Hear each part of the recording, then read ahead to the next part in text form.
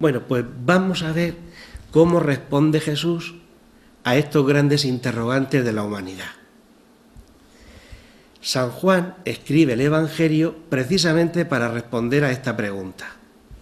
Pero claro, el Evangelio es muy largo y la revelación que Jesús va a dar a lo largo del Evangelio lo va haciendo por partes, de una manera progresiva. En cada capítulo, en cada episodio, va dando a conocer algo de la misión que Él ha tenido de revelarnos. Jesús en el Evangelio de San Juan es el gran revelador de Dios y del hombre. ¿Qué diferencia hay entre Jesús, Mahoma o Buda o cualquier otro? Pues la diferencia es que todos los humanos, cuando hablan de Dios desde una experiencia puramente humana. Somos humanos y hablamos de Dios según mis experiencias personales. La diferencia con Jesús, que no se puede comparar con ninguno de estos, es Jesús habla de lo que vive. Para San Juan, Jesús es el único que puede hablarnos de Dios y del hombre. ¿Por qué? Porque Jesús, antes de ser hombre, era Dios, vivía con Dios, lo conoció personalmente, creó al ser humano al mismo tiempo que estaba con Dios. Él era Dios. Así comienza el Evangelio de San Juan. Y Dios se hizo hombre, y solamente Él puede darnos a conocer las intenciones profundas de Dios al crearnos a nosotros. Jesús nos revela quién es Dios y para qué nos hizo. Podríamos sintetizar que la misión de Jesús es dar vida. Él es la vida y ha venido a darnos vida. Esta revelación progresiva en el Evangelio de Juan, hay que leerlo entero para comprender todo el mensaje de Jesús, tiene unos momentos muy importantes, elevados. Y aquí pues nos vamos a encontrar con uno. El diálogo que tiene Jesús con la samaritana es uno de esos diálogos preciosos, no tiene desperdicio ni una sola de sus palabras. Y en él se nos van a hacer dos grandes revelaciones. El diálogo tiene, por así decirlo, como dos momentos, dos cuadros. Jesús estaba predicando en Judea. Judea es la región sur de Palestina. Pero allí se metió en líos de religión y de política. Nos dice San Juan, los fariseos lo veían con malos ojos y temía que le pasara lo mismo que a Juan Bautista, y decidió irse de Judea, lejos de los fariseos, de las autoridades judías de Jerusalén. Pero en vez de irse bordeando el río Jordán, dice San Juan, era preciso que tuviese que pasar por el país de los samaritanos. Esa frase nos dice que Jesús intencionadamente pasó por aquella aldea de los samaritanos porque tenía algo importante que hacer allí. La aldea se llama Sicar y a 1 kilómetro de la aldea más o menos hay un pozo de unos 32 metros de profundidad. Jesús iba cansado del viaje. Era una mañana de mayo. Dice San Juan que eran las 12 del mediodía, la hora sexta. Cuando el sol está en su máximo esplendor, cuando brilla el sol, allí está Jesús para brillar como el sol radiante. Se sienta al lado del pozo. Los discípulos se habían ido a alguna aldea a comprar comida. Está él solo. Y en eso que llega una mujer sola. Lo normal es que las mujeres vayan en grupo al pozo, pero aquella mujer seguramente no tenía muchas amigas vecinas y se fue ella sola a por el agua a 1,5 kilómetros de la aldea. Llevaba su cubo, llevaba su cordel, saca el agua y cuando Jesús, hombre como nosotros, que no había bebido agua desde hacía mucho rato, que estaba cansado del camino, con el sol como estaba en ese momento, ve sacar el cubo con agua fresca de la profundidad, se le acerca a la mujer y le dice, dame de beber. Jesús le está pidiendo agua material. Podíamos imaginarnos esta escena dentro del contexto bíblico. Hay muchas escenas en el Antiguo Testamento que transcurren en los pozos, lugar de encuentro de hombres y de mujeres. Pero aquí están ellos dos solos.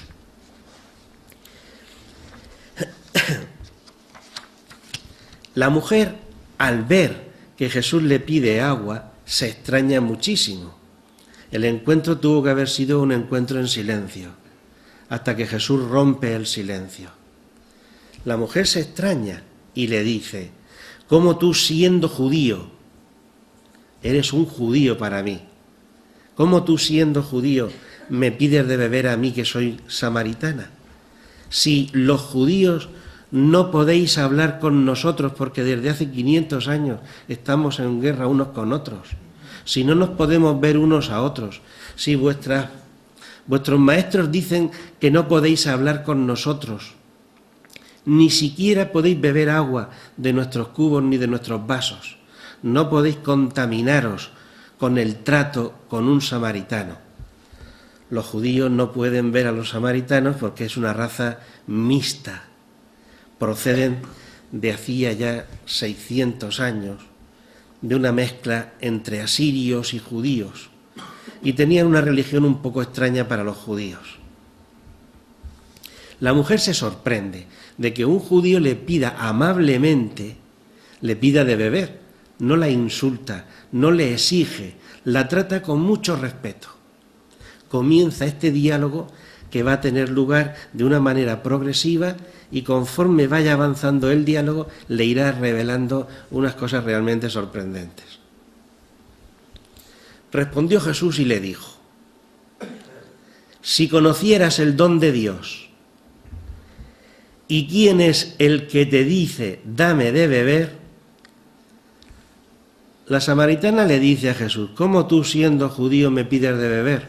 Pero Jesús no le responde la pregunta. Él va a su interés.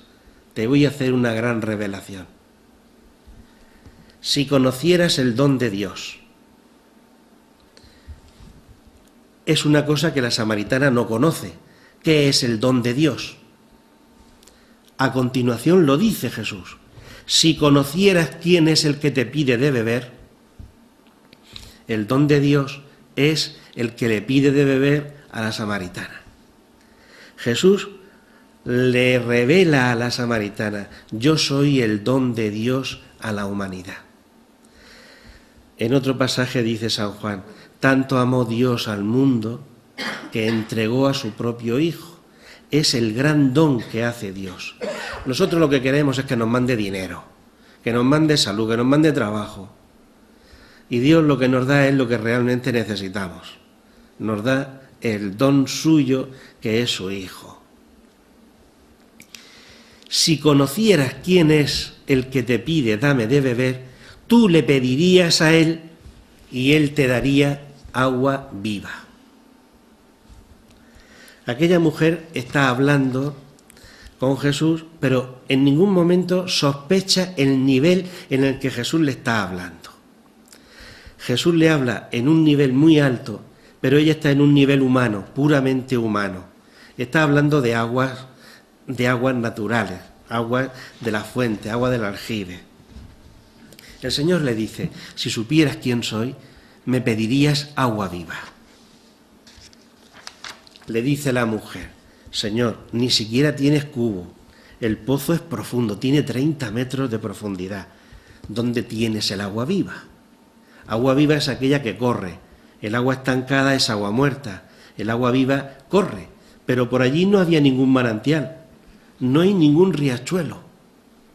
¿De dónde va a sacar ese hombre el agua corriente para darme de beber? Ella se mueve en un nivel humano, pero Jesús está en un nivel superior.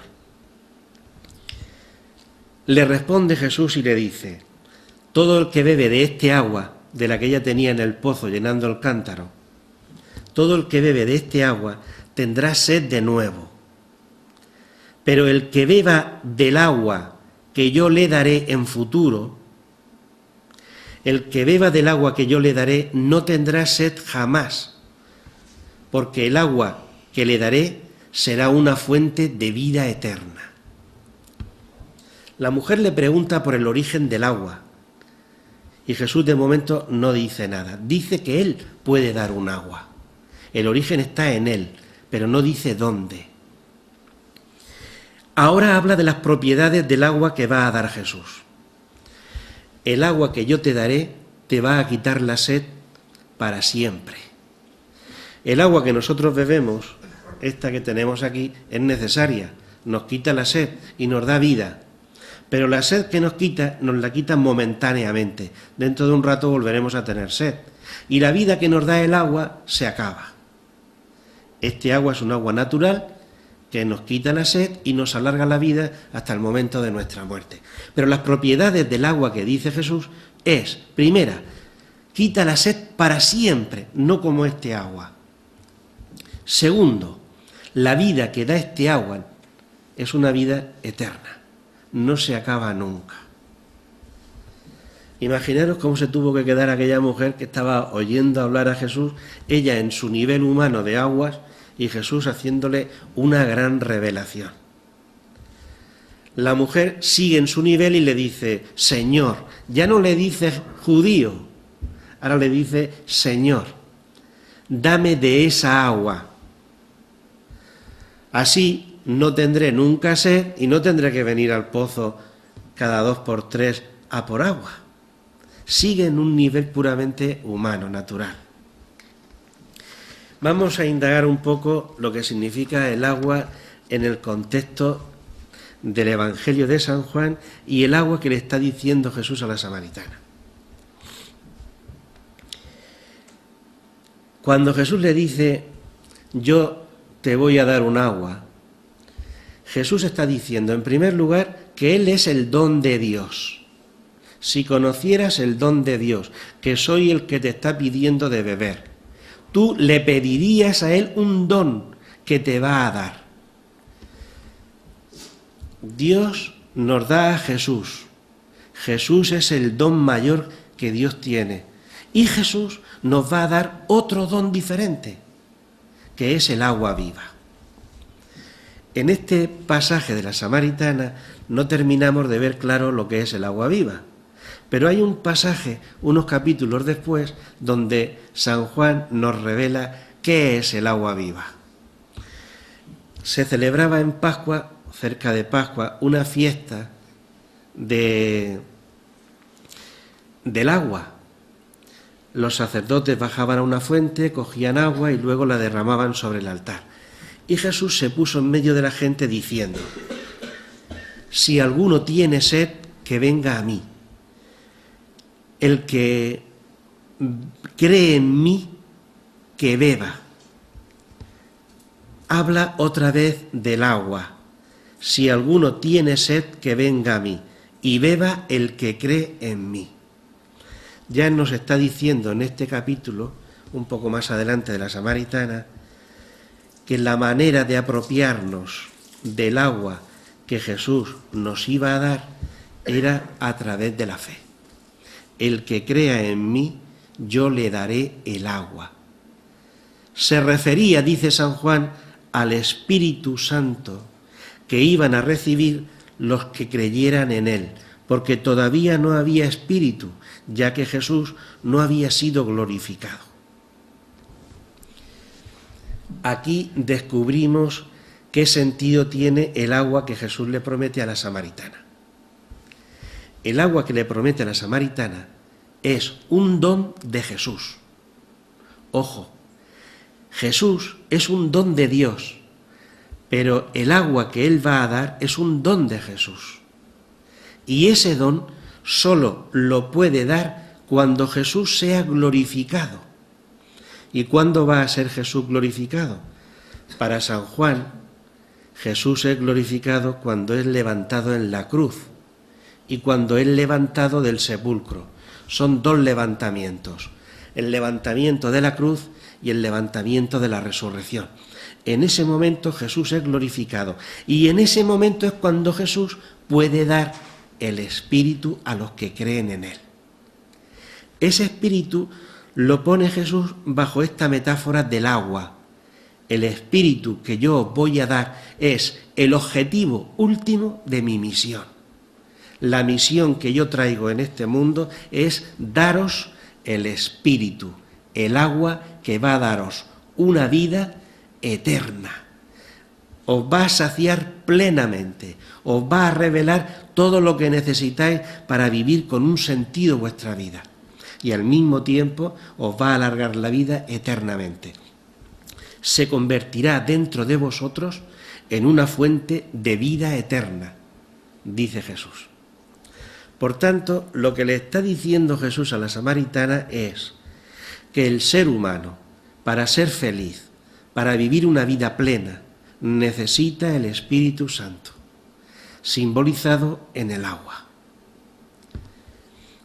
Ese Espíritu es un don de Jesús resucitado, así como Jesús es un don de Dios. Por tanto, podríamos decir que Dios, al darnos a Jesús, en el mismo kit van incluidos el Hijo y el Espíritu. Pero el Espíritu procede del Hijo, en última instancia. Esto es el agua que había dicho Juan Bautista a los discípulos. Detrás de mí viene uno que os bautizará con agua y con Espíritu. Y cuando estuvo Jesús dialogando con Nicodemo, le dijo, es necesario nacer del agua y del Espíritu. El agua viva que Jesús le promete a la samaritana es el Espíritu Santo. Para los cristianos de a pie en nuestra sociedad es un personaje que no significa casi nada. Para los cristianos maduros, para los cristianos que ya van subiendo un poco su nivel, el Espíritu lo es todo. Sin el Espíritu no somos capaces de mover un dedo. Lo dijo Jesús, sin mí no podéis hacer nada. Este sería el primer cuadro centrado en el agua. La mujer, después de estar un rato hablando con Jesús, después de ver la amabilidad que tenía Jesús explicándole aquellas cosas, la mujer fue cogiendo confianza con Jesús. Cuando Jesús vio que aquella mujer ya estaba predispuesta anímicamente, de que le había quitado la animadversión por ser judío, de que se estaba abriendo a sus palabras, entonces Jesús va y cambia completamente la conversación, cambia de tema y le dice ahora a la samaritana, anda, llama a tu marido y ven acá con él. Le respondió la mujer y le dijo, no tengo marido. Le dice Jesús, bien has dicho, no tengo marido, porque 5 maridos has tenido, y el que ahora tienes tampoco es tu marido. En esto que has dicho la verdad. A veces los moralistas han abusado de este texto para decir, Jesús está llamando al arrepentimiento a la mujer, le está pidiendo que convierta su vida, que deje su vida de pecado. Eso no es precisamente lo que dice aquí el Evangelio. Lo que está diciendo el Evangelio es que Jesús tiene un don que no lo tiene casi nadie, que es el don de poder leer las conciencias de las personas. Ese don no es nuevo. En el Antiguo Testamento lo tenían algunos personajes importantes, algunos profetas. Podían adivinar la vida de las personas, tenían ese don de clarividencia. Jesús, al decirle lo de los maridos, no quiere, por así decirlo, llamarle la atención por su vida inmoral que haya podido tener. Lo que quiere decirle es, puedo leer tu vida. Imaginaros ahora por un momento lo siguiente. Yo puedo tratar con un vecino mío que acaba de venirse a vivir a mi pueblo, puedo tratar durante varios años con él como una persona normal, una persona buena, hasta que puede que un día descubra su pasado nazi.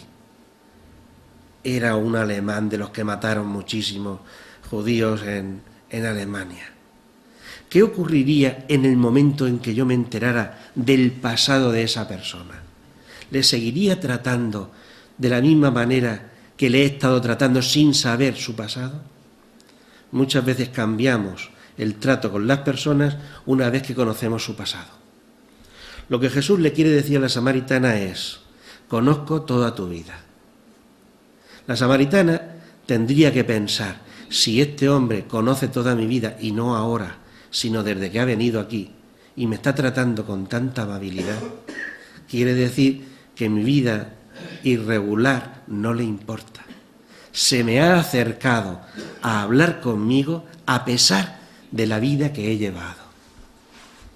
Esto es una de las cosas que se descubre aquí y que era típica de Jesús. Jesús no es lo que se nos ha dicho tantísimas veces: tienes que ser bueno, porque si no eres bueno no te va a querer el Señor. Jesús no nos quiere porque seamos buenos, sino que nos quiere para que seamos buenos. El amor de Dios toma la iniciativa.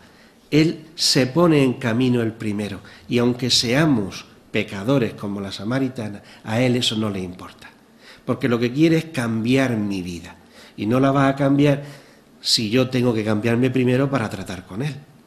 Él es el que va a tomar la iniciativa para cambiar. La mujer, en ese momento, cuando Jesús le ha revelado toda su vida privada, la mujer tuvo que tener un shock impresionante. A pesar de conocer toda mi vida, este hombre me trata con tanta amabilidad y me está diciendo cosas tan importantes.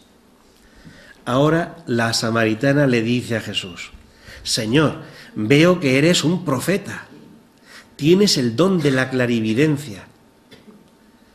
En ese momento, la samaritana toma la iniciativa y dice: me encuentro ante una persona que está dotada con unos bienes religiosos. Este hombre es un enviado de Dios, es un profeta. Pues le voy a preguntar un tema principal para nosotros. Los samaritanos y los judíos tenían un problema de discusión teológica entre ellos importante. Los samaritanos habían tenido un templo en el monte Garizim, que estaba allí cerca, y los judíos tienen el templo en Jerusalén. Como los samaritanos eran un pueblo diferente de los judíos, habían edificado un templo en uno de los montes sagrados en el Antiguo Testamento. Uno de los reyes judíos derribó el templo, dijo que allí no había en aquel territorio más templo que el de Jerusalén, y ya no se volvió a reconstruir. Pero los samaritanos seguían pensando que aquel lugar era el lugar sagrado para relacionarse con Dios mediante la oración y los sacrificios. Era un monte sagrado. Entonces la mujer le pregunta a Jesús: veo que eres un profeta, ¿me podrías resolver este problema que tenemos? Nuestros padres adoraron a Dios en este monte, y vosotros, los judíos, decís que hay que adorarlo en Jerusalén. ¿En qué lugar hay que adorar a Dios? Y aquí viene la gran revelación de Jesús a la samaritana, la segunda gran revelación, más importante aún que la primera. Le dice Jesús a la samaritana, con tranquilidad, no me lo imagino aturullándose al hablar, ganándose la confianza de la mujer, le dice tranquilamente: créeme, mujer. Cuando Jesús dice en verdad te digo, o créeme, lo que viene a continuación es algo muy importante, algo que va a costar creer. Por eso anima a la mujer: créeme en lo que te voy a decir ahora. Llega una hora, llega un momento en que ni en este monte ni en Jerusalén adoraréis al Padre. Por primera vez Jesús nombra a Dios con la palabra Padre. No vais a adorar a Dios ni en el monte Garizim ni en Jerusalén. Si lo hubiesen oído los judíos en ese momento, lo apedrean allí delante. Vosotros adoráis lo que no sabéis. Nosotros, los judíos, adoramos lo que sabemos, porque la salvación viene de los judíos. Salvación en hebreo se dice Yeshua, y Jesús se llama Yeshua. Jesús está diciéndole a la samaritana que la salvación viene de los judíos y que Él es la salvación, pero todavía no se lo ha dicho claramente. Pero ahora viene el momento importante.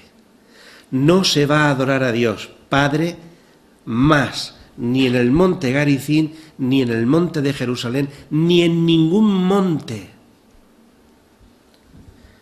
Llega una hora, es más, ya se ha inaugurado esa hora, en que los verdaderos adoradores adorarán al Padre en espíritu y en verdad. Porque Dios es espíritu, y los que lo adoren tienen que adorarlo en espíritu y en verdad. Esta es una de esas frases solemnes, fundamentales, principales, que revelan el sentido de la vida. Pero es una frase oscura y muchas veces no se le encuentra el sentido, ni se sabe explicar lo que quiere decir. Vamos a intentar comprender lo que quiere decir el Señor con esa frase. En el Antiguo Testamento, la relación de los hombres con Dios se hacía en el templo por medio de animales. Se sacrificaban los animales, se hacían oraciones, se hacían sacrificios de acción de gracias, sacrificios de comunión, sacrificios expiatorios. Había un culto exterior. A la gente le gustaba sacar la barriga con el culto exterior. Voy a matar más carneros que nadie. Voy a pagarle a más músicos que nadie. Los profetas ya habían dicho esto. Dios no quiere un culto exterior, sino un culto interno, un culto de espíritu interior. Más vale un acto de obediencia interior a Dios que 1000 sacrificios sin sentido. Podríamos entender esa frase por este camino. Jesús le dice a la samaritana, a Dios hay que adorarlo interiormente, como interpretan los protestantes. Pero para San Juan esa interpretación no vale. No es eso lo que quiere decir San Juan. Cuando San Juan dice a Dios hay que adorarlo en espíritu, porque Dios es espíritu, quiere decir que Dios está a un nivel superior al nuestro y que sólo si renacemos del Espíritu Santo, el Espíritu nos eleva a un nivel sobrenatural. Y cuando yo esté elevado a un nivel por el sacramento del bautismo, entonces me puedo relacionar con Dios. Por tanto, el culto a Dios en espíritu es el culto que hacemos movidos por el Espíritu Santo. Fijaros la importancia que tiene el Espíritu para San Juan. Si Jesús le hubiera dicho a la samaritana solamente hay que adorar a Dios en espíritu, ya tendríamos la respuesta. Pero no dice en espíritu, sino en espíritu y en verdad. Hay que unirlos los dos. No se pueden separar. El Espíritu es el Espíritu Santo, el agua viva que Dios nos va a dar, que Jesús nos va a dar cuando sea glorificado. Pero ahora dice Jesús, hay que adorarlo en verdad. Si leemos el Evangelio de San Juan detenidamente, veremos que el tema de la verdad es un tema que sale continuamente. La verdad no es un concepto filosófico, no es una adecuación de mis pensamientos a la realidad. Para San Juan, la verdad es una persona. Yo soy el camino, la verdad y la vida. Jesús, en el Evangelio de San Juan, es la verdad que Dios nos revela a los hombres para comprender el misterio de nuestra existencia. El contenido doctrinal que Dios nos da a la humanidad no es un catecismo, sino una persona. Jesús es la verdad. Por tanto, para adorar a Dios Padre hace falta adorarlo en espíritu, movidos por el Espíritu Santo, y la verdad, es decir, unidos a Jesús. ¿Cómo me puedo yo unir a Jesús? Por medio de la fe. El que cree en mí, yo habito en él. Jesús se nos hace presente a través de la fe. Y con Jesús se nos da el Espíritu Santo. Por tanto, la adoración a Dios se hace en espíritu y en verdad. Mientras yo vivo mi vida ordinaria de trabajo, de distracciones, de vida familiar, vida esponsal, vida de ocio, yo puedo hacer perfectamente esa unión con el Espíritu y con Jesús. Pero las personas necesitamos concreciones. ¿Dónde puedo yo expresar mi culto a Dios Padre? ¿Dónde le puedo hacer el verdadero culto? Si ya no hay montes para subirme en ellos a adorar a Dios, ¿dónde puedo adorar a Dios? En espíritu y en verdad.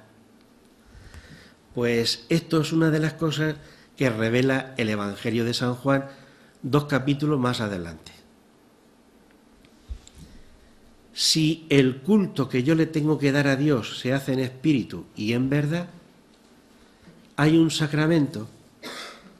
Hemos hablado del bautismo que me da el Espíritu y me transforma en hijo de Dios. Pero hay otro sacramento para San Juan que es el más importante. Tanto como el primero, mucho más. Es el sacramento de la Eucaristía.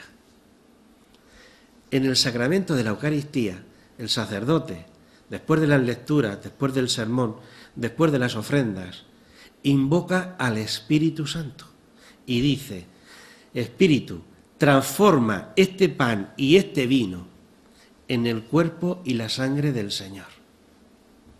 En ese momento, el pan y el vino se convierten por la transustanciación en el cuerpo y la sangre del Señor, la carne y la sangre de Jesús. El Viernes Santo, a las 3 de la tarde muere el Señor, y ese Viernes Santo se vuelve a repetir en nuestras misas. Se vuelve a repetir el Viernes Santo y se vuelve a repetir la resurrección del domingo de Pascua. Una vez terminado esa oración tan larga que hace el sacerdote, coge el pan y coge el vino, los levanta y dice una frase, que no hay que estar distraídos cuando la dice. Dice: por Cristo, con Él y en Él, a ti, Dios Padre Omnipotente, todo honor y toda gloria. En ese momento le estamos dando a Dios todo el culto que necesitamos darle. Hay una oración que se leyó esta Navidad, una oración sobre las ofrendas, que decía el sacerdote: gracias, Señor, porque por medio de este sacrificio te podemos rendir el culto definitivo a ti. El culto que le podemos dar, el mayor culto posible que le podemos dar a Dios, la mayor relación con Dios, está en nuestra participación con nuestra vida en la Eucaristía. Allí presentamos en las ofrendas nuestra vida, lo bueno y lo malo. Se lo presentamos todo al Señor, lo bueno para que lo coge, lo malo para que lo purifique. Pero fijaros bien, a Dios nadie puede relacionarse con Él personalmente. Toda nuestra relación con Dios tiene que pasar por el Espíritu y por la verdad, que es Jesús. El Espíritu nos hace presente a la verdad, la presencia real de Jesús. Y nosotros, unidos sacramentalmente a Jesús, nos ofrecemos a Dios Padre. Esto parece una tontería, pero esto es el acto religioso más importante que podemos hacer los humanos. No poneros grandes sacrificios, grandes peregrinaciones, grandes ayunos. A Dios, en este momento, lo que más le gusta es que nos unamos a Jesús por el Espíritu y le ofrezcamos nuestra vida a través de la misa. Cuando Jesús está ya terminando su diálogo con la samaritana le dice: sé que va a venir un Mesías, y cuando Él venga nos lo va a revelar todo. Y en ese momento le dice Jesús a la samaritana: yo soy el que habla contigo. El Mesías que iba a venir a revelarlo todo es Jesús. Jesús es el que ha revelado el misterio del ser humano. Y lo ha revelado porque puede hacerlo. Y fijaros en qué condiciones lo ha hecho. Ha revelado el misterio del ser humano muriendo en la cruz, muriendo por nosotros. Tanto nos ama Dios que ha dado su vida por nosotros. Bueno, esta es la gran revelación que hace Jesús a la samaritana. Después de este diálogo, la samaritana se fue a su pueblo, le contó a todos los samaritanos lo que le había pasado con Jesús, hizo de evangelizadora, transmitió la buena noticia y los samaritanos vinieron a ver a Jesús. Lo invitaron a él y a sus discípulos durante unos días. Estuvieron en aquella aldea varios días. Y cuando se fueron, los samaritanos le dijeron a la samaritana: ya no creemos en él a través de ti, lo hemos oído personalmente y creemos en él. Este hombre es el Salvador del mundo, dicen los samaritanos. Voy a terminar con una anécdota simplemente. ¿Cómo sabe San Juan todo lo que pasó entre Jesús y la samaritana si allí no había nadie? Bueno, Juan es uno de los apóstoles de Jesús. Juan estuvo unos días allí con Jesús entre los samaritanos. Una vez que atravesó Samaria, Jesús se fue a Galilea y ya no volvieron por aquella aldea. Pero sí que sabemos que unos años después, muy pocos años después, hubo unos cristianos, un diácono, que se metió en territorio samaritano evangelizando a Jesús resucitado. Después de la resurrección de Jesús, los discípulos se extendieron por todo el mundo y hubo uno que llegó a los samaritanos. Pero como era un diácono, que no era un apóstol, mandó aviso a los apóstoles de Jerusalén que en Samaria se había abierto un campo de evangelización. Y me imagino que sabréis quién fue a evangelizar a los samaritanos. Pues fueron San Pedro y San Juan. Y estuvieron bastante tiempo con los samaritanos. Es muy probable que en este tiempo que estuvieron evangelizando en Samaria, se volvieran a encontrar con la samaritana. Y entonces, una vez convertida al cristianismo y una vez que ya sabía todo referente a Jesús, pues es muy probable que hablara con Juan, que le contara su experiencia pasada y que don Juan cogiera todos aquellos datos, los guardara y luego los escribió en su evangelio.